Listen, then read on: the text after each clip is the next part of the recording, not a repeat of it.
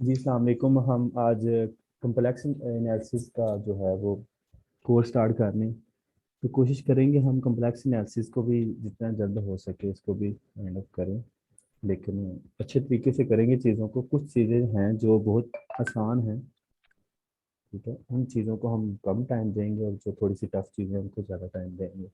अगर आप लोगों को थोड़ा सा आइडिया हो, जिन लोगों ने पीपीएससी के पहले जो पेपर हैं वो देखे हों, 11, 15, 17 और 20 वाले, तो आपको आइडिया हो जाएगा कि कम्प्लेक्स के जो है वो किस तरह के एमसीक्यू आते हैं। और अगर यहाँ पर कुछ लोग बैठे होंगे जिन्होंने एटॉमिक एनर्जी में असिस्टेंट मैनेजर के लिए अप्लाई किया था, तो उसका लास्ट टाइम भी मैंने जो है वो टेस्ट दिया था, तो उसमें भी तकरीबन 7-8 जो एमसीक्यूज होते हैं वो कम्प्लेक्स के होते हैं। बट वो कम्प्लेक्स के एमसीक्यूज किस तरह के होते हैं, वो हमारे पास कुछ डायग्राम्स पूछी जाती हैं या कुछ इंटीग्रेशंस के होते हैं, या आप लोगों ने सिंगुलैरिटी वगैरह पढ़ी होंगी और रेसिड्यू वगैरह, तो उसके रिलेटेड होते हैं। लेकिन स्टार्ट के जो चीज़ें हैं ये थोड़ी सी आसान होती हैं, तो इनमें से कम ही चीज़ों को पूछा जाता है।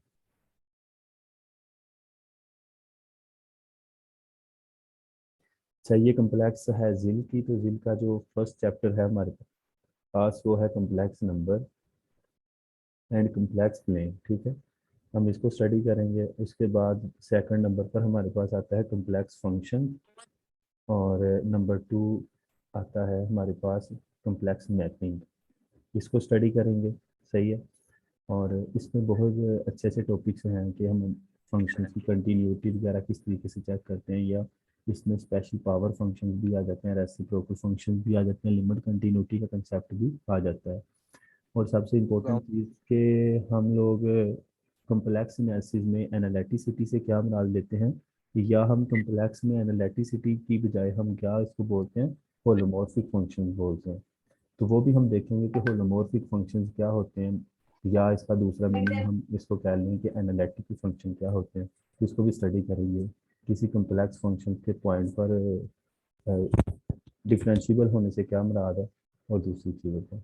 और नंबर 4 जो कि बहुत इंपॉर्टेंट चैप्टर है, एलिमेंट्री फंक्शंस क्या होते हैं, इसको भी स्टडी करेंगे। उसके बाद फिफ्थ नंबर पे integration in the complex plane आती है, इसको स्टडी करेंगे कि इंटीग्रेशन के से क्या मुराद है। तो इसमें भी काफ़ी ज़्यादा थ्योरम हैं जो कि हमें हेल्पफुल करते हैं। काशी थ्योरम से 2-3 तरीके के हैं, तो वो भी हम देखेंगे। Series and residue, that is a very important chapter, जिसमें हम जीरो पोल वगैरह को स्टडी करेंगे, सारी चीज़ों को।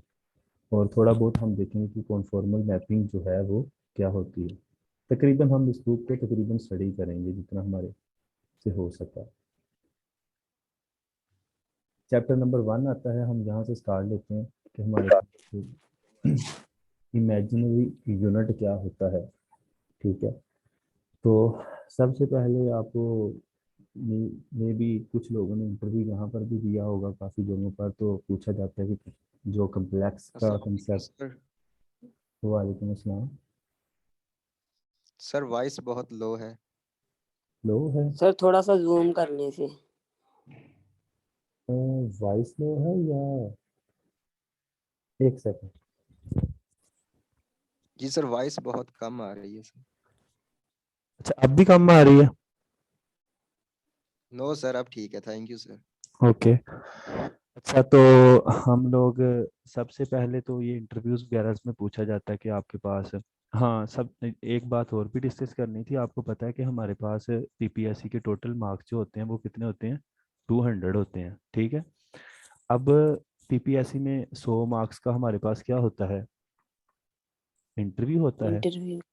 और 100 नंबर का हमारे पास, जिसमें हमारे पास 50 नंबर का जो होता है वो हमारे पास क्या होता है, जिसकी हम तैयारी कर रहे हैं, दैट इज टेस्ट, ठीक है। टेस्ट। टेस्ट होता है। और जो 50 बचते हैं, 50 में से 10 को माइनस कर दें, ठीक है, ये मैं बताता हूँ किसके होते हैं। और 40 नंबर आप लोगों का क्या होता है? एकेडमिक होता है। अब ये जो 40 नंबर हैं, 40 में से फिर आगे डिस्ट्रीब्यूशन होती है, जिसमें से 28 नंबर जो होते हैं ये किसके होते हैं? आपके बीएस के। और 7 नंबर आपके किसके होते हैं? एफएससी के। और कितने रह गए बकाया? 5। तो ये हमारे पास किसके होते हैं? मैट्रिक के। तो इस जी। तरीके से ये 40 हो गए, इसमें से 50 टेस्ट के हो गए, ठीक है। और 100 नंबर इंटरव्यू का हो गया। कुछ लोग बहुत अच्छा परफॉर्म करते हैं लेकिन वो इंटरव्यू में इतना अच्छा परफॉर्म नहीं कर पाते, जिसकी वजह से उनका जो मेरिट है, जाहिर बात है आपको पता है कि 50% यहाँ पर क्या चीज़ मैटर कर रही है, आपका इंटरव्यू। तो चीज़ों को अच्छे तरीके से देखें ताकि इंटरव्यू में, ताकि जब एक्सप्लेन करना पड़े चीज़ों को तो आप उनको कर पाएँ। तो यहाँ पर 100 नंबर का इंटरव्यू, तो ये जो 10 नंबर होते हैं, 10 नंबर में मेरे ख्याल में ये होते हैं जो पीपीएससी में लगे होते हैं ना, मतलब एम्प्लॉय होते हैं वहाँ पे, तो उनके बच्चों के लिए ये इस तरह के 10 नंबर होते हैं, तो ये काम भी काउंट होते हैं ना इसमें। सही है। तो इस तरह से आप लोगों का अगर कोई याद देखो ना तो फिर ये भी। हाँ मे भी इन चीज़ों के होते हैं, या इसमें मेडलिस्ट आ जाते हैं, या इधर उधर की चीज़ें आ जाती हैं 10 नंबर में मेरे ख्याल में, लेकिन ये 10 नंबर साइड पे होते हैं, मुझे इसका आइडिया इतना खास नहीं है। सर ने इसका बताया था, उन्होंने कहा जो गवर्नमेंट एम्प्लॉय है ना, किसी वजह से निकाल दिए गए हैं हों अपनी जॉब से, उन बच्चों को ये मार्क्स दिए जाते हैं, उनके बच्चों को। हाँ मे भी हो सकता है, मैं वही ना, मुझे इतना आइडिया नहीं है, इस वजह से मैं कह रहा था। तो बकाया जो होता है टेस्ट में, आपको पता है कि नेगेटिव मार्किंग होती है जो कि 0.25 की होती है। ठीक है, कि अगर आपका एमसीक्यूज गलत होता है वो तो 1 नंबर जाएगा, लेकिन 0.25 जाएंगे, मतलब अगर आपके 4 एमसीक्यूज गलत होते हैं तो आपका एक कंप्लीट नंबर चला जाएगा। तो इस तरीके से, अच्छा हमारी जो असल बात है वो तो कम्प्लेक्स है। ठीक है, इमेजिनरी यूनिट से, हाँ मैं बात कर रहा था कि कम्प्लेक्स नंबर्स का जो कंसेप्ट है कहाँ पर आया, कि जब आपके पास फॉर एग्जांपल एक पोलिनोमियल था x² + 1 = 0। तो आपको पता है कि अगर देखा जाए क्या इसका सर रियल, वॉइस फिर कम हो गई है। क्या इसका, अब आ रही है, क्या जी इसका, सर। क्या इसका जो, अगर हम रियल सेट में बात करें तो क्या इसका रूट लाइज करता है रियल में? तो आई थिंक सो रियल में इसका रूट नहीं है। अगर आप देखें तो x² = -1, तो अगर तो रियल पे रह के बात करें तो इसका रूट वहां पर नहीं है। लेकिन फिर उन्होंने सोचा कि क्या कोई ऐसा नंबर है कि जो यहाँ पुट करने से हमारे पास आंसर जो है वो -1 आ जाए। तो फिर एक नंबर था दैट इज √-1, और स्केयर = -1। तो यहाँ पर ये जो स्पेशल नंबर हमने पुट किया था, इसको उसने बोला था कि ये हमारे पास एक नंबर है जिसको उसने क्या बोला था, that is complex number and this is equal to iota. सही है। अच्छा, आगे आता है हमारे पास imaginary unit. The imaginary unit iota denoted by √-1, it is defined by the property iota square is equal to -1। ये तो सबको पता है। कम्प्लेक्स नंबर कौन सा होता है?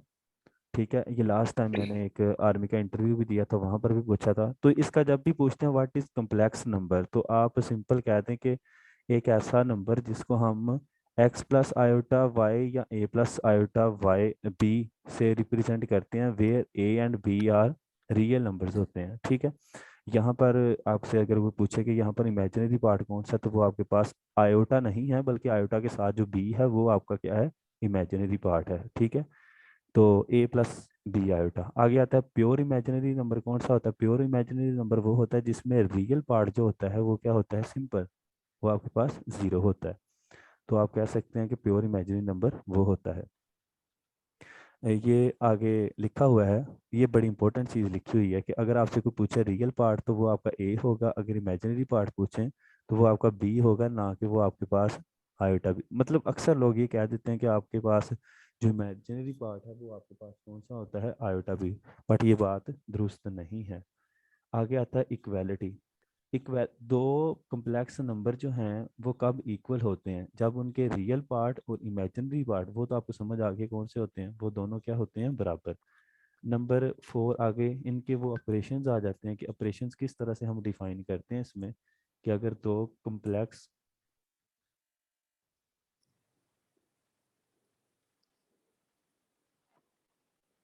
अभी भी आवाज नहीं आ रही?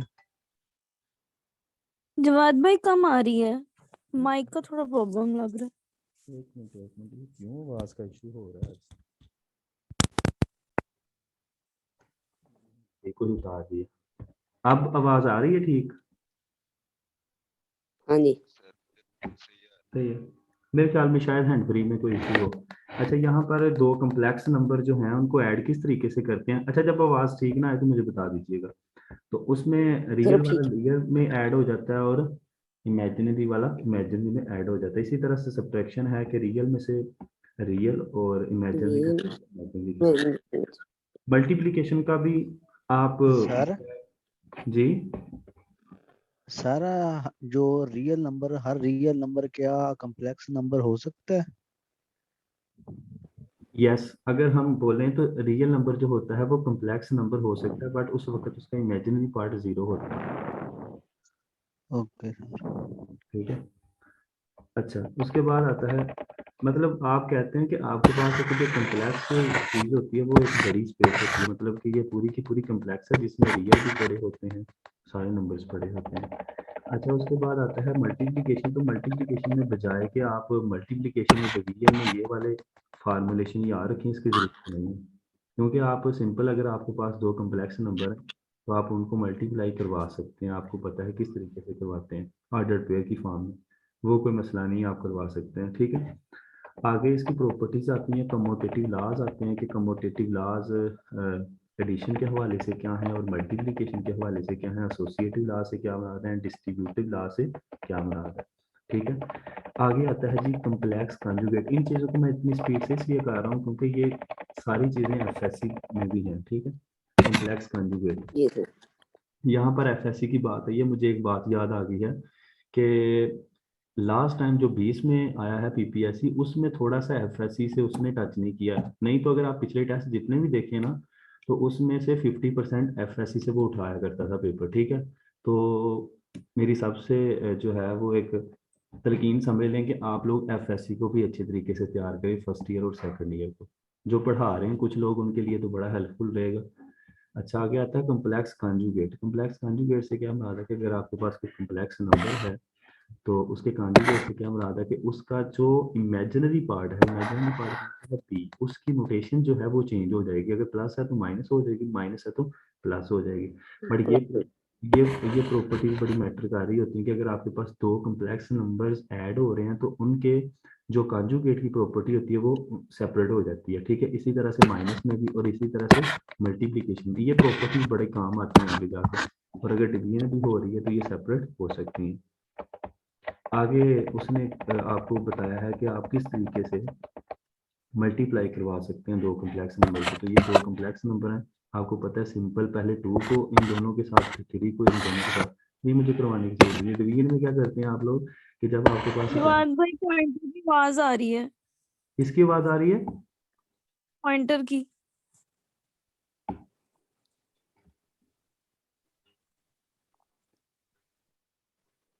जी मतलब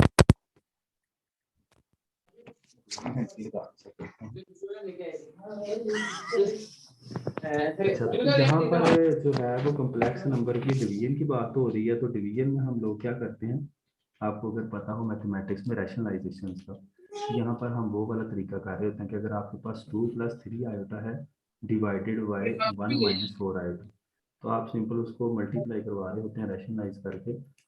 1 + 4 आयोटा उसी के साथ मल्टीप्लाई करवा रहे होते हैं और उसी के साथ ही आप लोग उसको क्या कर रहे होते हैं, डिवाइड कर रहे होते हैं। ठीक है ठीक है। ठीक ये है हम रैशनलाइज करते हैं कम्प्लेक्स के पास भी पैसे डिवीजन। अच्छा, 550 और में मैंने बड़ी काफी कोशिश की ज्यादा कॉलेजों में और यूनिवर्सिटियों में यही बुक जो है वो जाएगा करवाई जाती है, अगर आप सबको भी पता ही होगा। काइंडली ये बाकी लोग माइक ऑफ कर लें प्लीज।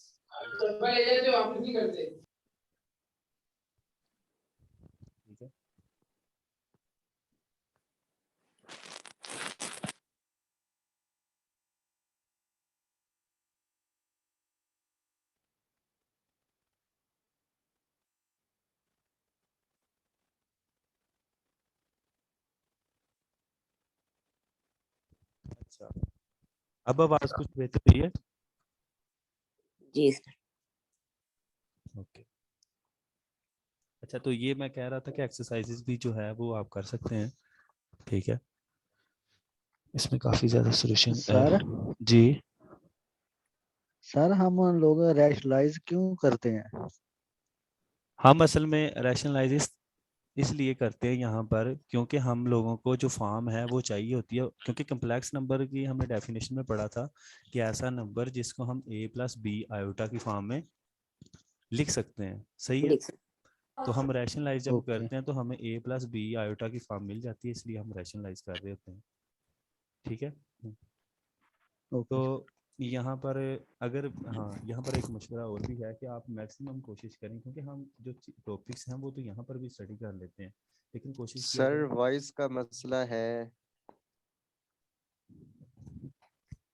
इस चीज की वजह हमें नहीं आ रही, मैं तो 2-3 घंटे चेंज कर लिए, कभी ऐसा हुआ तो नहीं है पहले।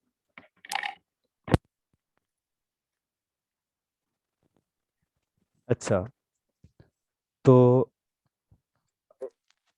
अब यहाँ पे जो स्केलर वेक्टर है, scalar or vector, a scalar is a real number that has only a magnitude, a vector is a quantity that has the both magnitude and direction.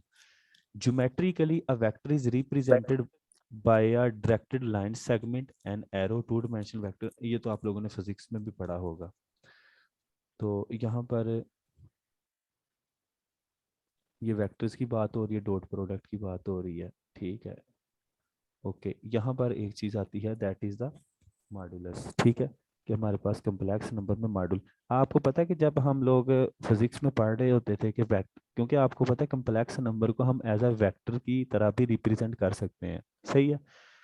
तो यहाँ पर मॉडुलस से मुराद वही चीज़ है जो कि हम उधर फिजिक्स में हम क्या लेते थे, मैग्नीट्यूड लेते थे। सही है। तो यहाँ पर कम्प्लेक्स मैग्नीट्यूड से क्या मुराद है कि मॉडुलस से क्या मुराद है कि आपके पास जो है आप जी का जो रियल पार्ट है उसका स्केयर कर रहे हैं और इमेजिनरी पार्ट का स्केयर कर रहे हैं और अंडर ले रहे हैं।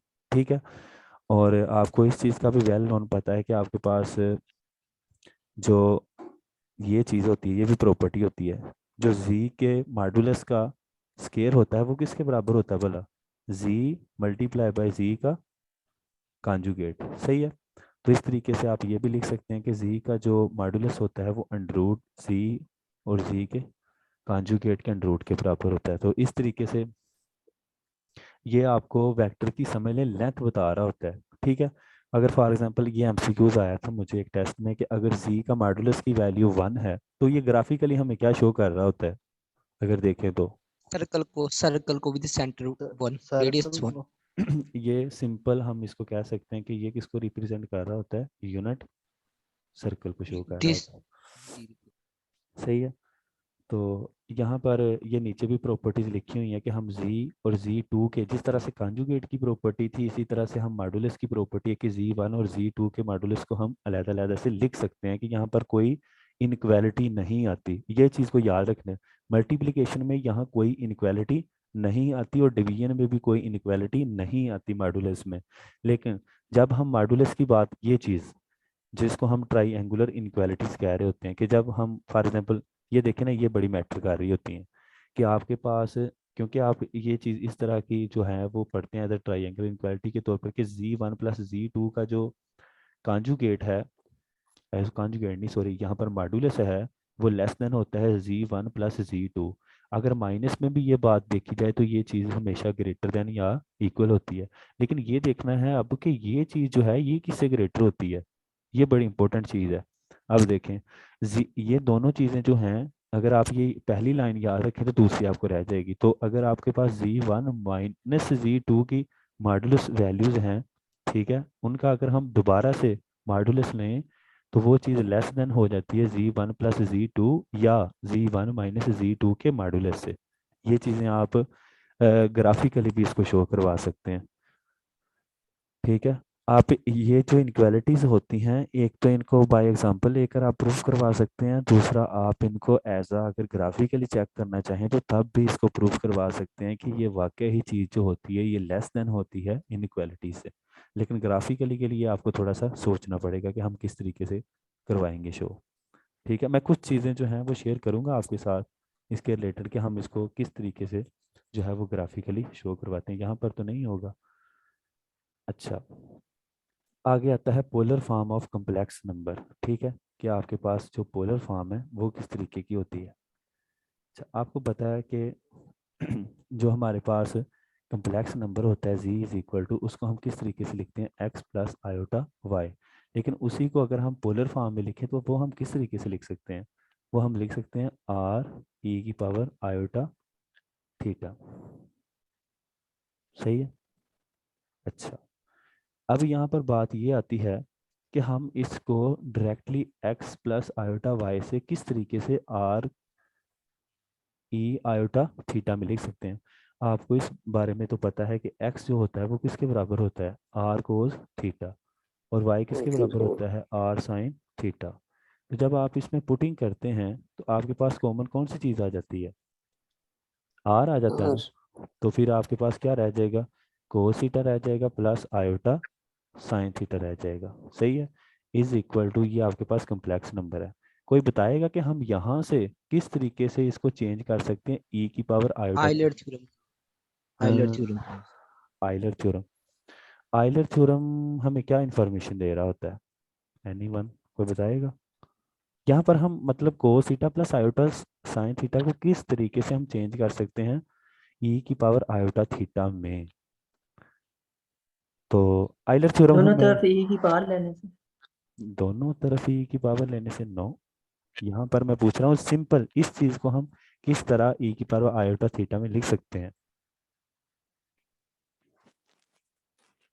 तो अगर आप लोगों को आइडिया हो तो जो कोस थीटा होता है, ठीक है, इसकी टेलर सीरीज क्या होती है, या पावर सीरीज जिसको बोलते हैं वो क्या होती है इसकी, है किसी को आइडिया। इसमें पॉजिटिव इवन, जी जी इवन वाली आ जाएंगे इसमें। तो इसमें हमारे पास इवन किस तरीके से आएंगे मेरे ख्याल में, क्योंकि यहाँ पर थीटा है, 1 माइनस 1 माइनस, एक प्लस में एक माइनस में एक प्लस में एक वन माइनस, इस तरह आएंगे।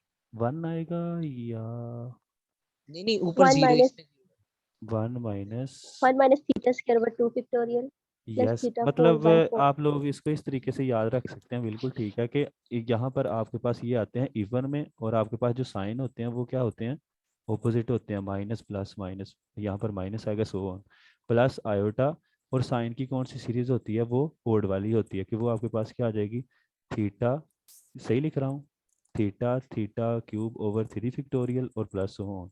ठीक है। तो जब आप इनको पावर सीरीज को सोल्व करेंगे तो लास्ट पर आप लोगों के पास जो सीरीज बन जाएगी, सोल्व करने के बाद आपके पास जो सीरीज बन जाएगी वो आपको किस तरीके की मिलेगी। हाँ जी, आइडिया है किसी को। 1 plus theta square by 2 factorial plus up to so T power G की। ओके, वो हमारे पास देखें e की पावर जो z होता है वो बेसिकली बराबर होता है 1 plus z over 1 plus z plus z 1 plus G square over 2 factorial plus c cube over 3 factorial. ठीक है। तो यहाँ पर बेसिकली e की पावर क्या है, आयोटा थीटा, तो ये किस चीज़ के बराबर होगा, ये बेसिकली बराबर किस चीज़ के होगा, ये वाली चीज़, ये होगा 1 plus iota theta plus iota theta का होल स्क्वायर ओवर 2 फैक्टोरियल। ये सही लिख रहा हूँ ना मैं, ये वाली चीज़ प्लस सो ऑन। तो यहाँ पर जब आप इन चीज़ों को सोल्व करेंगे ना with the help of iota, तो ये आप लोगों के पास कौन सी चीज़ आ जाएगी, ई की पावर आयोटा थीटा। तो दैट इज़ वाई हम इस जो नंबर है, कम्प्लेक्स नंबर है एक्स प्लस वाई आयोटा, इसकी जो पोलर फॉर्म होती है उसको हम किस तरीके से लिख सकते हैं, इस तरीके से। यहाँ पर जो आपके पास आर होता है ये बेसिकली उस कम्प्लेक्स नंबर का, मैं दूसरे मीनिंग में कह लूँ कि क्या होता है, मैग्नीट्यूड होता है। ठीक है।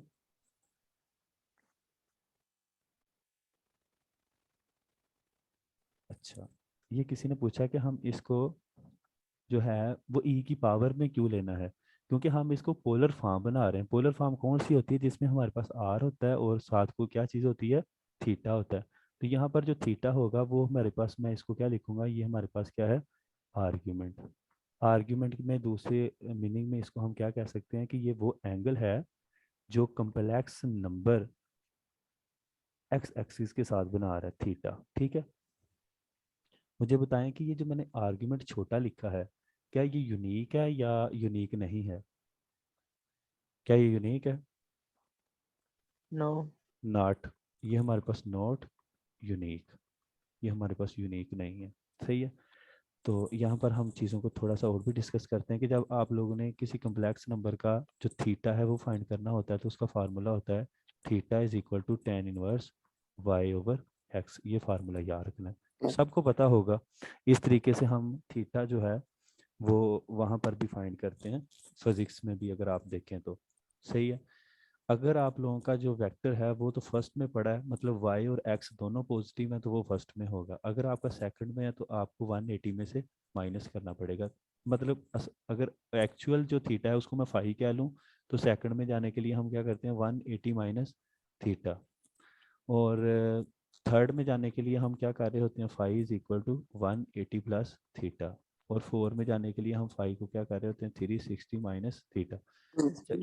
कोई यहाँ पर इस चीज को बताएगा कि हम 180 माइनस थीटा करते हैं, हम 90 प्लस थीटा क्यों नहीं कर रहे होते? क्या रीजन है कि 1 माइनस थीटा 180 प्लस थीटा या 360 माइनस थीटा कर रहे होते हैं? तो क्या वजह है?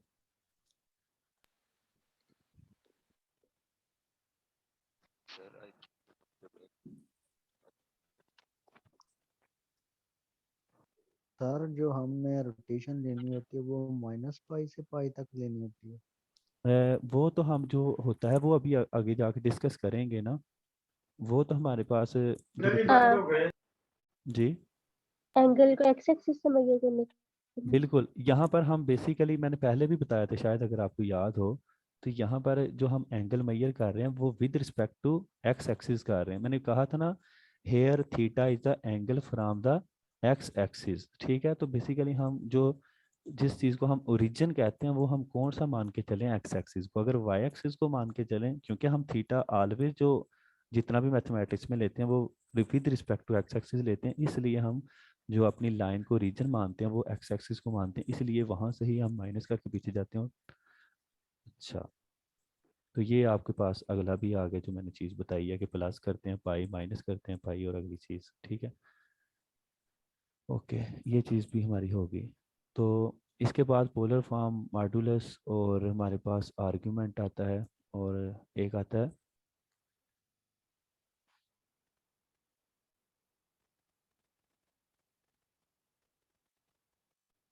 अच्छा, तो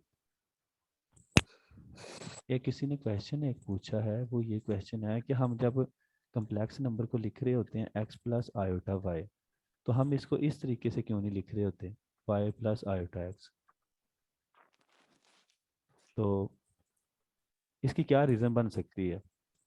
इसकी रीज़न ये है कि हम लोग जो ये रियल पार्ट ले रहे होते हैं ना, ये कौन सा पार्ट होता है? रियल। और आपको पता है रियल पार्ट हमेशा हम कहाँ पे लेते हैं? एक्स एक्सिस पे लेते हैं। और जो इमेजिनरी पार्ट होता है वो हम वाई एक्सिस ले रहे होते हैं, इसलिए हम इसको लिखते हैं एक्स प्लस आयोटा वाई। लेकिन लिखने में हर्ज नहीं है वाई प्लस आयोटा एक्स, लेकिन हमने इसको फिर रियल ही मानना है। नोटेशन में कोई फर्क नहीं है, क्योंकि हम ए प्लस आयोटा बी भी तो कहते हैं, इसलिए हम इसको एक्स कह रहे होते हैं, क्योंकि ये हमारे पास क्या होता है? एक्स एक्सिस पे रियल पार्ट होता है, ये इमेजिनरी पार्ट होता है जो कि वाई एक्सिस पे होता है, इसलिए हम इसको ये चीज़ कह रहे होते हैं। सही है, ओके।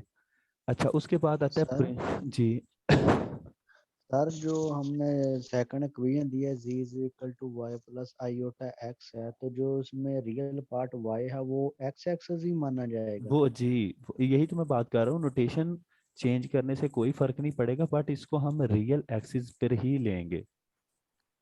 ओके। सही हो गया, तो इससे फर्क नहीं पड़ता। और क्यों लिखते हैं हम एक्स प्लस आयोटा वाइज वो मैंने बता दिया। ठीक है, अच्छा, उसके बाद आता है हमारे पास प्रिंसिपल आर्ग्यूमेंट। क्या होता है प्रिंसिपल आर्ग्यूमेंट? ओके, हम इसको देखते हैं ज़रा।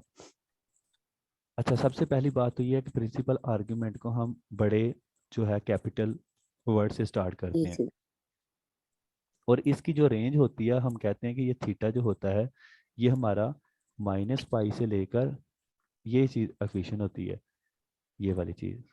ठीक है, अच्छा, अब ये इसकी सबसे बड़ी खसूसियत प्रिंसिपल आर्ग्यूमेंट की क्या होती है कि ये हमारे पास जो एंगल होता है ये हमारे पास ऑलवेज क्या होता है?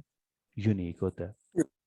और इसका तल्लक आर्ग्यूमेंट के साथ क्या होता है कि जब लोग हम आर्ग्यूमेंट ले रहे होते हैं आर्ग्यूमेंट, तो वो बेसिकली किस चीज़ के बराबर होता है? प्रिंसिपल आर्ग्यूमेंट प्लस क्या होता है बेसिकली? 2n पाई। 2n पाई और वेयर n जो है वो कहाँ से बिलोंग करता है, सेट ऑफ नेचुरल नंबर से। Integer okay natural number. Integer जो है ओके जी कर देते हैं, ठीक है।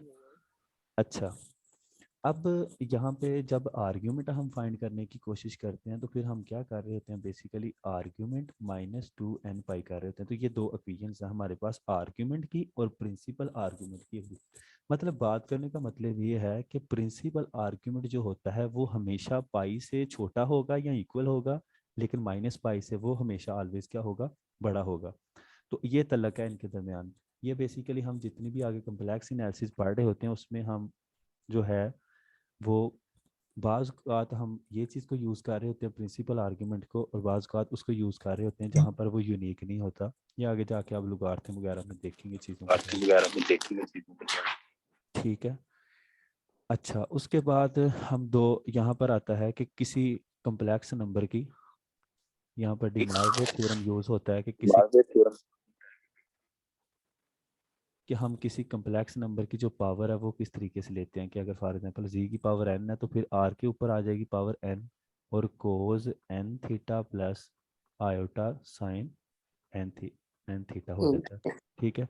तो मीन के जो n होता है वो डिमार्गन थ्योरम हमें यही कह रहा होता है कि जो n है ये थीटे के साथ आके इन्वॉल्व हो जाता है। अच्छा, तो यहाँ पर ये बताएं कि यहाँ सर पर जो हमें कैसे पता चलेगा जी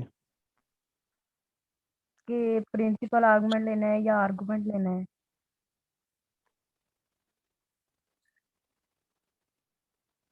मतलब कहाँ पे, वो हम क्वेश्चन करते हैं फिर मैं आपको बता देता हूँ, एक सेकंड रुकें। जी सर। जी सर। ओके, हम एग्जांपल करते हैं फिर आपको समझ आ जाती है। अच्छा, डिमार्गन थ्योरम को देखें कि यहाँ पर जो n होता है n वो कहाँ से बिलोंग कर रहा होता है। हमारी जो पाकिस्तानी बुक्स हैं जितनी भी हैं वहाँ पर वो लिखता है कि n जो है वो कहाँ से बिलोंग कर रहा होता है, सेट ऑफ इंटीजर से, यही लिख रहा होता है ना। लेकिन अगर आप इसको देखें तो n जो है, अगर आप इसको ये कह लें कि ये रियल नंबर से बिलोंग, क्योंकि आप सब ने इसको प्रूफ किया होगा आई थिंक सो, इंडक्शन के तरीके से किया होगा ना कि n के लिए n1 के लिए ट्रू है, n2 के लिए ट्रू है, फिर आप कहते हैं कि k के लिए ट्रू है तो फिर आप उसको k+1 के लिए भी कर देते हैं, ऐसे ही है। तो यहाँ जी पर सर। आप n को एज आर भी ले सकते हैं, लेकिन अगर आप जितनी भी बुक्स वगैरह पढ़ते हैं उसमें तो आपको यही मिलेगा कि आपके पास जो है वो आर के लिए भी ये सेटिस्फाई होती है बात। अच्छा, उसके बाद हमारे पास हम कुछ चीज़ों को यहाँ पर डिस्कस करते हैं। एक सर वॉइस स्लो हो गई है दोबारा। हम यहाँ पर एक चीज़ को है वो एक एग्जांपल को सोल्व करते हैं और साथ वो कह रहे हैं कि हमें थोड़ा सा प्रिंसिपल आर्गुमेंट के बारे में बता दें। अच्छा, ये इसी बुक की एक एग्जांपल है, उसको हम देख लेते हैं वो क्या है। अच्छा, एग्जांपल हमारे पास ये है कि आप लोगों के पास जो है वो एक कम्प्लेक्स नंबर है इस तरीके का, -1/(z⁴ प्लस 3z² और साथ कंडीशन भी दी हुई है कि इसका अपर बाउंड फाइंड करना है, जबकि z जो है, z की मॉड्यूलस वैल्यू जो है वो 2 है। तो आप लोगों ने जब ये क्वेश्चन करना है तो आप लोगों ने ये तो माइंड में ज़रूर बात रखनी है कि हम इसको कहीं ना कहीं यूज़ करेंगे, ठीक है, क्योंकि अपर बाउंड फाइंड कर रहे हैं। तो आपको पता है कि यहाँ पर -1 का जब हम मॉड्यूलस वैल्यू लेंगे तो वो आपके पास क्या आ जाएगी, 1 आ जाएगी। तो आप लोगों ने बेसिकली क्या करना है, 1 modulus z² plus 3z² plus 2। हम लोगों ने एक ऐसा m फाइंड करना है जिसको अपर बाउंड कहेंगे कि जिससे ये वैल्यू ऑलवेज क्या रहे, लेस रहे। तो हम लोगों ने स्टार्ट अपना कहाँ से लेना है, यहाँ से z की पावर 4 प्लस 3z² प्लस 2। अगर आप इसकी फैक्टराइजेशन करें तो फैक्टराइजेशन से आपको ये क्या मिलेगा, z² प्लस 1 मिलेगा और z² प्लस क्या मिलेगा, 2 मिलेगा। सही है। अच्छा, अब आप लोग इसको किस तरीके से कर सकते हैं कि जब आप लोग इसकी मॉडुलस वैल्यू लेंगे, एक सेकंड, जब आप लोग इसकी पूरे की मॉडुलस वैल्यू लेंगे इसकी, तो क्या मैंने अभी थोड़ी देर बताया था कि दो कम्प्लेक्स नंबर अगर मल्टीप्लाई हो रहे हों तो क्या उनकी मॉडुलस वैल्यू को अलग-अलग कर सकते हैं? मीन ऐसे हम जी लिख बिल्कुल। सकते हैं। तो हम इसको अलग-अलग से लिख सकते हैं जी स्क्वायर प्लस 2। ठीक है, मैं फिर से कह रहा हूँ कि हमने किसी ना किसी जगह पर यूज जाके कौन सी चीज़ करनी है कि जी की मॉडुलस वैल्यू जो है वो क्या है, 2 है। सही है, ओके। अच्छा, अब हम यहाँ पर क्या कर सकते हैं कि मुझे ये बात बताएं कि यहाँ पे क्या ये चीज़ जो है, एक सेकंड, ये चीज़ जो गिवन है ये ग्रेटर होगी हमारे पास जी स्केयर के मॉडुलस -1। हम डिस्कस करते हैं कि ये किस तरीके से है, मल्टीप्लाई बाय जी स्केयर की मॉडुलस वैल्यू और -2।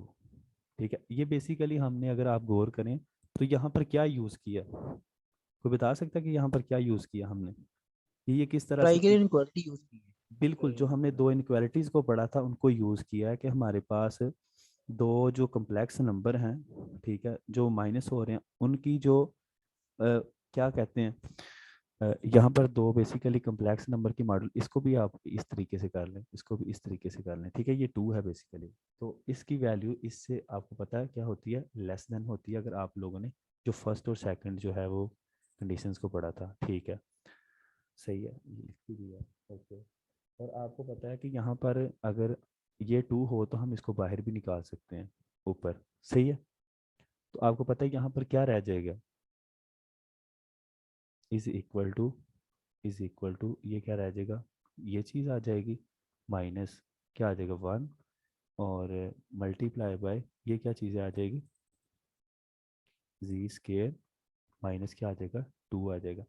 अच्छा, यहाँ पर अक्सर मैथमेटिशियन यही गलती कर रहे होते हैं, यहाँ पर इस स्टेप में तो ये चीज़ ग्रेटर है तो वो क्या करते हैं, वो लगाई जाते हैं नीचे नीचे ग्रेटर देन, ये चीज़ इसके इक्वल है अब। ठीक है, अब यहाँ पर हम नहीं लगाएंगे ग्रेटर वगैरह। अच्छा, और आपको पता है कि ये चीज़ किसके बराबर थी, 2 के बराबर थी, 2 का स्क्वायर लें तो किसके बराबर आ जाएगा, 4 माइनस 3 क्या आ जाएगा, 3 आ जाएगा, 4 माइनस 1 3 आ जाएगा, ओके। 3 का मॉडुलस 3 होता है, ओके। उसके बाद यहाँ पर पुटिंग करें तो ये 4 का स्क्वायर क्या, 2 का स्क्वायर 4 आ जाएगा, 4 माइनस 2 क्या आ जाएगा, 2 आ जाएगा, तो ये हमें क्या मिल गया, 6। यहाँ से हम क्या कह सकते हैं, यहाँ से हम कह सकते हैं कि जो हम लोगों ने गिवन लिया था, क्या लिया था, जी की power 4 plus 3 G square plus 2, वो जो है वो हमारे पास greater than are equal to क्या आ जाएगा, 6 आ जाएगा।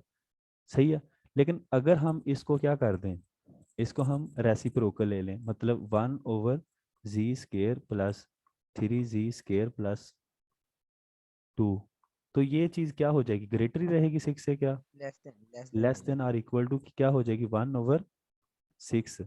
तो कोई बताएगा कि यहाँ पर हमारा जो अपर बाउंड था वो क्या था इस क्वेश्चन में, एम हमारा क्या है जो हमें मिला है, 1/6। यहाँ पर हमें जो अपर बाउंड मिला है वो हमें क्या मिला है, 1/6। तो ये मैंने इसलिए बताया, ये हमने एग्जाम्पल वाला क्यों सोल्व किया, क्योंकि अगर आप पीपीएससी के कोई देखें ना पिछले पेपर या कोई भी टेस्ट देख लें तो उसमें ये लाजमी एग्जाम्पल आती है, यहाँ टेस्ट वगैरह भी एफपीएससी के भी पेपर देख लें तो उसमें आया होता है कि आप लोग किसी इस तरह का दी होती है फार्मूलेशन, तो वो कह रहे होते हैं कि आप लोग उसमें क्या फाइंड करें, अपर बाउंड फाइंड करें। तो बेसिकली बंदे को आइडिया होना चाहिए कि हम किस तरह से अपर बाउंड फाइंड करते हैं, तो फिर हम उसको इजीली हम फाइंड आउट कर लेते हैं कि बेसिकली अपर बाउंड हमारे पास क्या है। तो अब हम थोड़ा सा जो है वो प्रिंसिपल आर्ग्यूमेंट को टाइम दे लेते हैं कि प्रिंसिपल आर्ग्यूमेंट की कोई एग्जांपल वगैरह देख लेते हैं कि हम किस तरीके से वो कर रहे होते हैं प्रिंसिपल आर्ग्यूमेंट। कि अगर आपके पास फॉर एग्जांपल एक कम्प्लेक्स नंबर है, वो आपके पास कम्प्लेक्स नंबर किस तरीके का है, थोड़ा सा इधर में लिखने की कोशिश करते हैं। ठीक है, अगर आपके पास एक जी है, वो जस्ट आपके पास आयोटा है, ठीक है, तो इसका आर्ग्यूमेंट क्या आएगा, 90। बिल्कुल, इसका आपके पास जो आर्ग्यूमेंट है वो क्या आ जाएगा, π/2, बट π/2 प्लस क्या आ जाएगा,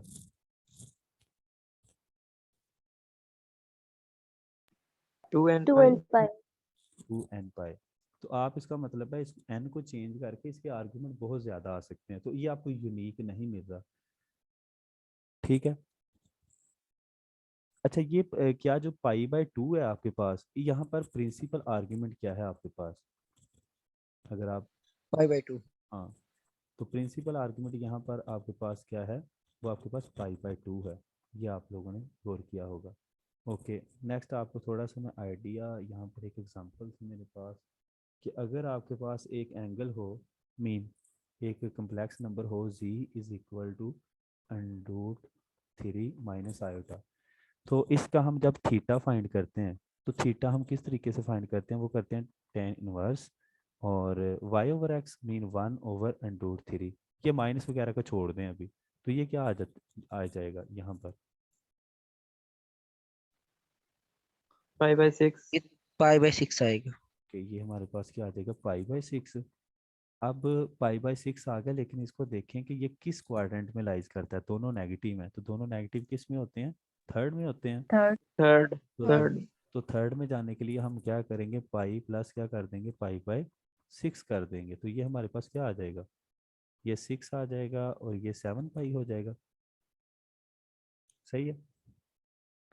अच्छा, 7 π/6। मुझे बताएं कि क्या ये प्रिंसिपल आर्ग्यूमेंट है?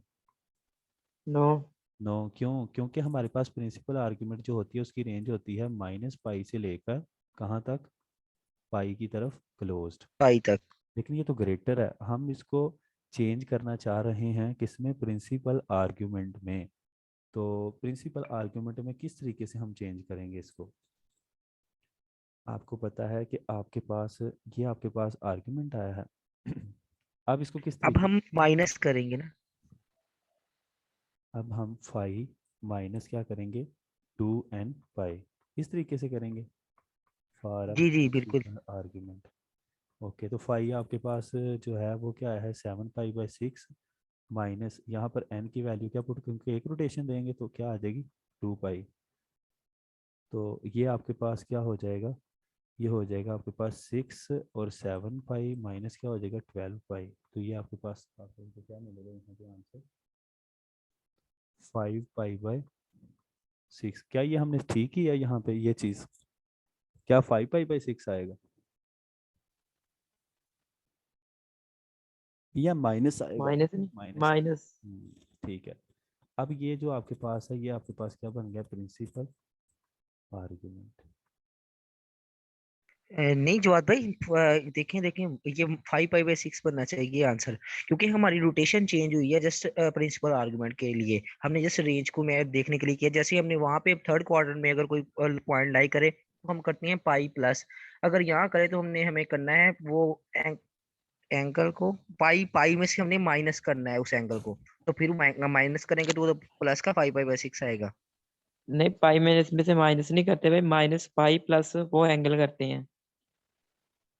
जी माइनस पाई और प्लस वो एंगल करते हैं।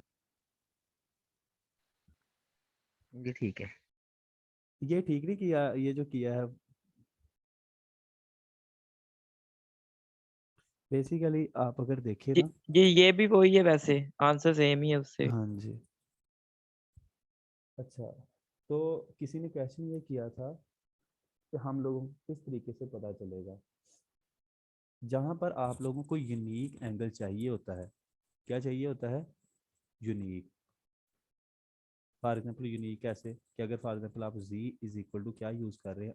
r कोस थीटा प्लस क्या कर रहे हैं? Iota sine theta. तो वहाँ पर ये जो थीटा होता है ये किस चीज़ को रिप्रेजेंट कर रहा होता है? आर्ग्यूमेंट को रिप्रेजेंट कर रहा होता है या प्रिंसिपल आर्ग्यूमेंट को रिप्रेजेंट कर रहा होता है? हाँ जी।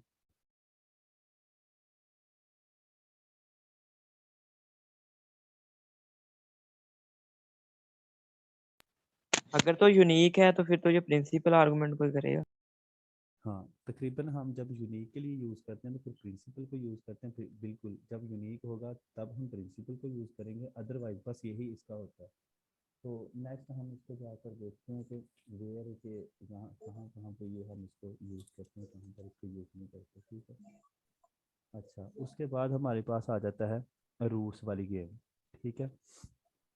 क्या आपके पास जो रूट है रूट आप लोग किस तरीके से फाइंड करते हैं। एक एग्जांपल के तौर पर मैं आप लोगों को एक चीज़ बता दूं कि अगर आपके पास G square is equal to iota है, तो मैं इसको बोलूं कि आप लोगों ने रूट फाइंड करने हैं इसके, तो इसके जो सर रूट, वॉइस बिल्कुल गई।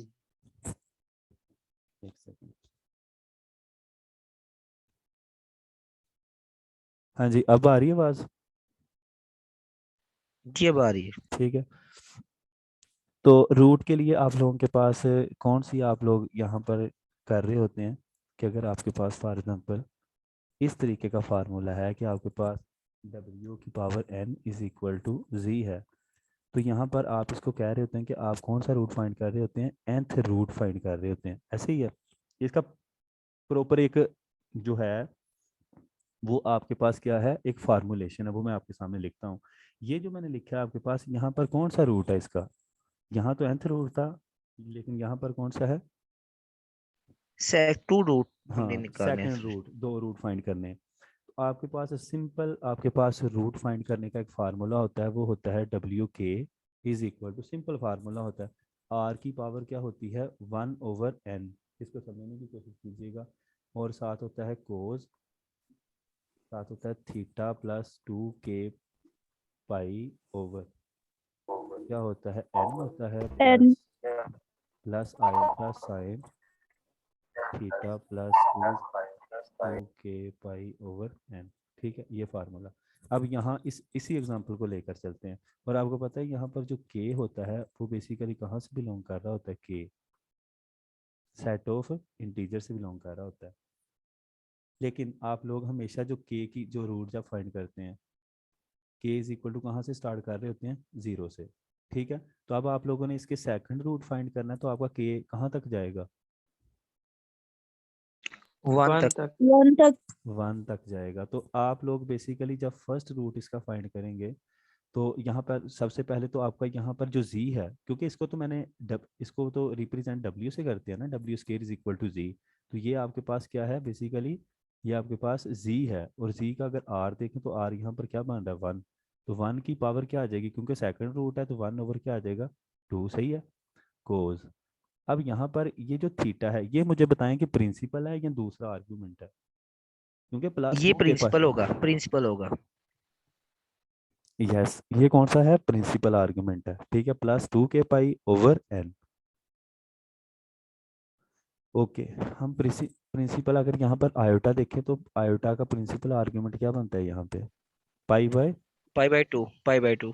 प्लस आपके पास क्योंकि k 0 लिया हुआ है, तो ये तो 0 हो जाएगा, ओवर n क्या आ जाएगा 2, सही है, प्लस आयोटा साइन, और प्लस क्या आ जाएगा पाई बाय 2 प्लस 0 ओवर क्या आ जाएगा 2। मेरे ख्याल में आप लोगों को पता चल गया कि किस तरीके से रूट फाइंड करने हैं। लेकिन फिर जब आप लोगों ने k इज इक्वल टू 1 के लिए पुट करना है, तो फिर आपको भी पता है कि k की जगह पर क्या आ जाएगा 1 आ जाएगा। लेकिन मेरा एक क्वेश्चन है कि यहाँ पर जो हम फाइंड कर रहे हैं, ये तो कैलकुलेशन से आ जाएंगे दो रूट, अब जो रूट दो आएंगे वो एक होगा z1, मैं फॉर एग्जांपल उसको कहता हूँ कि वो है a प्लस बी आयोटा, और दूसरा z2 जो है वो है a1 प्लस b1 आयोटा। ये आते हैं किसके, z square is equal to iota. अब ये दो रूट आने से मुराद क्या है, क्या मतलब है कि ये दो रूट हैं, basically fundamental theorem of algebra लगाया हुआ है कि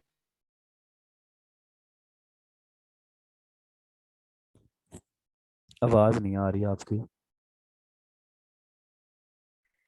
जवाब भाई, ये जो वही है फंडामेंटल थ्योरम ऑफ अलजेब्रा जो है, कि जितने हमारे पास उसमें पावर होगी उतने मैक्सिमम रूट हमारे पास एग्जिस्ट करेंगे। नहीं, रूट से क्या मुराद है कि हम z की जगह पर अगर वो चीज़ पुट करते हैं तो आंसर वो क्या आना, सेटिस्फाई करता है, हाँ वो वो उसको सेटिस्फाई क्या करेगा। करेगा, सेटिस्फाई करेगा। तो यहाँ पर बेसिकली हम रूट का यही मीनिंग ले रहे हैं जो वहाँ पर ले रहे होते हैं, सही है। अब सिर्फ 2-3 मिनट हम थोड़ी सी चीज़ों को देख लेते हैं, लेकिन ये चीज़ें बड़ी इंपॉर्टेंट हैं जो कि हम डिस्कस करने लगे हैं अब, ठीक है, क्योंकि अगले चैप्टर में बड़ी चीज़ें इंटरेस्टिंग है उस हवाले से। अच्छा, जब आप लोग कह रहे होते हैं कि आप लोगों का z माइनस z नोट जो है वो लेस देन है किसी r से, ठीक है, तो आप क्या कर रहे होते हैं, आप सेंटर किसको मान के चल रहे होते हैं, सेंटर आपका सेंटर d कौन, नॉट जी नोट, ठीक है। और ये और आपके पास ये जो चीज़ है ये इस तरीके की होती है, ठीक है। कि आपके पास यहाँ जी पर ओपन जो डिस्क। ओपन डिस्क जिसको बोलते हैं कि आपकी बाउंड्री इंक्लूड नहीं होती, ठीक है। जब आप इसको z minus z naught less than are equal to r मान लेते हैं तो इसको आप क्लोज डिस्क कह रहे होते हैं, ऐसे ही होता है। जी लेकिन जब आप जी लोग बिल्कुल। इसको z हाँ। Minus z naught is equal to r कह रहे होते हैं तो ये भला क्या चीज़ होती है? ये सर्कल होता है with centre yes, centre z circle naught. Yes, ये एक ऐसा सर्कल होता है जिसका जो सेंटर है वो आपके पास क्या होता है, जी नोट जी होता है। नोट मीन के यहाँ पे अगर आप देखें तो आपके पास वही पॉइंट आएंगे जो कि आपके बाउंड्रीज पे होंगे, वही इस इक्वेशंस को क्या करेंगे, सेटिस्फाई करेंगे, ठीक है।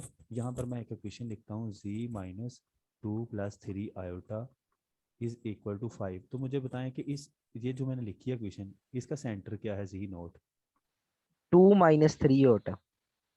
मीन कि आप इस तरीके से कह सकते हैं 2, -3 और इसका जो r है जी वो क्या बिल्कुल। है इस वक्त 5, 5 5 ठीक है। तो इस तरीके से हम क्या, ये चीज़ें अभी तो आपको लग रही है कि आसान है, लेकिन हम जब करेंगे ना इसका अगला चैप्टर कंटिन्यूटी वाला होलोमॉर्फिक वाला, वहाँ पर ये चीज़ें बहुत काम आएंगी, ठीक है।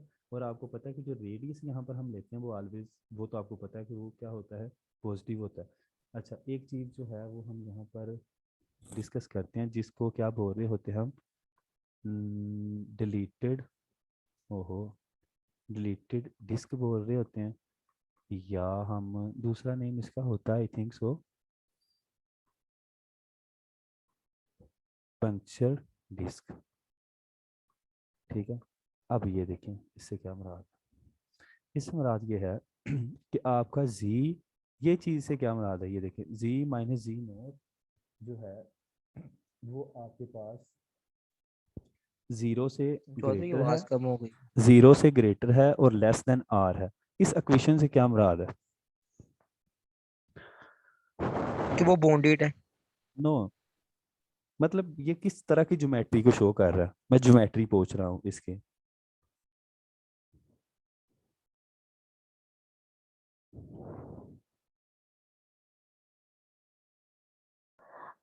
ये एनुलर शेप है, जैसे डोनट के कह लें।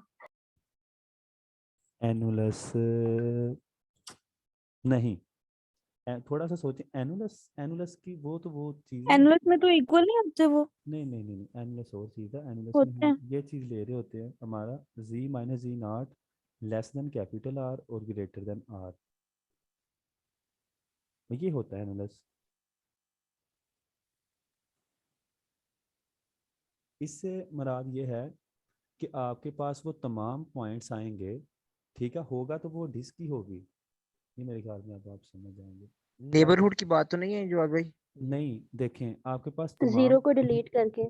नहीं जीरो को लीड नहीं करना, कंफ्यूज थोड़ी सी हो गई हैं आप। यहाँ पे आपके पास सिर्फ कौन सा पॉइंट नहीं है, जी नोट नहीं है, बकाया तमाम पॉइंट्स हैं। समझ आई बात की? देखें जी नोट क्यों नहीं है, क्योंकि देखें ना जी, अगर जी नोट को इंक्लूड करते हैं तो फिर क्या आएगा, जी नोट माइनस जी नोट क्या हो जाएगा, वो जीरो बन जाएगा, जीरो। ठीक। तो हम क्या कह रहे हैं, हम कह रहे हैं कि आप लोगों ने वो डिस्टेंस लेना है जो जीरो से ग्रेटर हो लेकिन लेस देन आर हो, तो फिर कौन सा पॉइंट शामिल नहीं होगा उसमें? जी नोट रही होगा। यस, जी नोट उसमें पॉइंट नहीं होगा। तो अगर जी नोट नहीं होगा तो इस तरह की डिस्क को हम क्या बोल रहे होते हैं कि वो हमारे पास कौन सी होती है, डिलीटेड डिस्क होती डिलीटेड है, नंबर या उसको हम पंक्चर डिस्क बोल रहे होते हैं। सही है, ओके। हम एक और चीज़ पढ़ते हैं जिसका हमारा ने जिक्र किया था, वो हमारे पास क्या है, एनुलस। एनुलस क्या होती है, ठीक है। एनुलस की ये होती है कंडीशन कि आर जो होता है छोटा r z minus z naught greater than r. ये चीज़ें बहुत इंपॉर्टेंट हैं अगर आप नेक्स्ट, क्योंकि ये जो एनुलस हम पढ़ने लगे हैं ये लॉरेंट सीरीज के लिए यूज़ होता है। जो डिस्क सिंपल यूज़ होती है वो किसके लिए यूज़ होती है, वो बेसिकली टेलर सीरीज के लिए यूज़ करते हैं। अच्छा, अब देखें कि अगर आपके पास इस तरह की कोई, ये आपके पास एक डिस्क है जिसका, एक सेकंड, जिसका रेडियस जो है वो क्या है, कैपिटल आर, सही है। और एक डिस्क आपके पास छोटी है जिसका जो रेडियस है वो है स्मॉल आर। मुझे बताएं यहाँ पर ये पूरी की पूरी सी है, प्लेन है। मुझे बताएं कि यहाँ पर इस ज्योमेट्री से क्या मुराद है, कौन से पॉइंट्स आएंगे इसमें? z minus z naught greater r से है, लेस देन आर से है, तो इसमें कौन सी चीजें आएंगी, कौन से पॉइंट्स वो आएंगे? आर आर और कैपिटल आर के दरमियान वाले। यस, यहाँ पर कौन सी चीजें आएंगी? जो ये वाली है। तो इस ये वाली शेप को हम क्या कहते हैं? इस शेप को, ये वाली शेप को क्या कह रहे होते हैं? Analyst annular. तो इसको हम क्या बोल रहे होते हैं? एनालिस बोल रहे होते हैं। तो जवाद भाई आवाज जब आप लोग इसका कंसेप्ट एनुलस का देखते हैं कम्प्लेक्स एनालिसिस में, तो ये बड़ा इंटरेस्टिंग है, लेकिन अभी से नहीं। अभी हम इसको नेक्स्ट जाके जब हम इसको एज अ लोरेंट सीरीज वगैरह में पढ़ते हैं तो ये चीज़ें इंपॉर्टेंट होती हैं, इसको एनुलस बोल रहे होते हैं। ठीक है, तो अगर आप जिल का फर्स्ट चैप्टर देखें तो वो हमारा तकरीबन कंप्लीट हो चुका है। हम कल से इंशाल्लाह जो है वो अपना सेकंड चैप्टर स्टार्ट करेंगे, जहाँ से असल वाली कम्प्लेक्स भी स्टार्ट होती है। बार बार कह रहा हूँ कि आप लोगों ने जब सेकंड चैप्टर करना है तो दो लफ्ज़ जो हैं वो अगर मैं बोल भी दूँ डिफरेंट तो उनके मीनिंग सेम है। कौन कौन सा? होलोमॉर्फिक, और दूसरा कौन सा है? एना। तो ये दोनों जो लफ्ज़ हैं ये सेम मीनिंग रखते हैं। किसी फंक्शन का होलोमॉर्फिक होना या एनालिटिकल होना सेम मीनिंग रखता है। ठीक है, नेक्स्ट चैप्टर के लिए तो ये माइंड में रखिएगा। आज के लेक्चर में मेरे ख्याल में सिंपल चीज़ें थी, सबको समझ आ गई। अगर किसी का कोई क्वेश्चन है तो वो मुझसे कर ले, हम उसको डिस्कस कर लेते हैं, क्योंकि मैं खुद भी सीख रहा हूँ चीज़ों को। अगर आपके माइंड में कोई क्वेश्चन होता है या कोई आता है तो वो मेरे से डिस्कस कर लिया करें, ताकि मुझे भी पता चल जाए।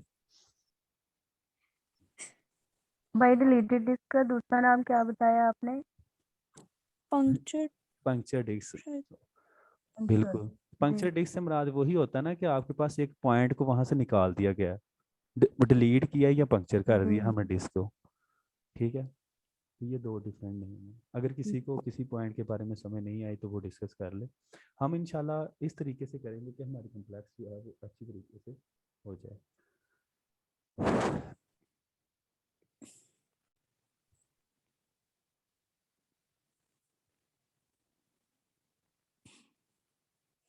ओके, ठीक है। अगर किसी और क्वेश्चन नहीं है तो हम इंशाल्लाह बकाया जितनी भी डिस्कशन है वो हम कल करेंगे 8 बजे का टाइम। ठीक है, ओके, अल्लाह हाफिज़। अल्लाह हाफिज जवाद भाई। ओके, अल्लाह हाफिज।